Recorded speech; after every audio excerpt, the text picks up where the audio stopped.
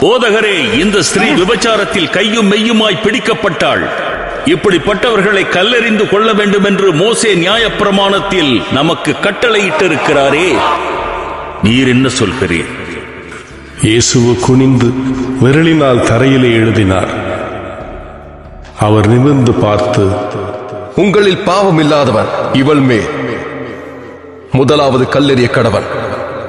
அவர்கள் அதை கேட்டு தங்கள் மனசாட்சியினால் கடிந்து கொள்ளப்பட்டு பெரியோர் முதல் சிறியோர் வரைக்கும் ஒவ்வொருவராய் போய்விட்டார்கள். ஒருவனாகிலும் உன்னை ஆக்கினைக்குள்ளாக தீர்க்கவில்லையா?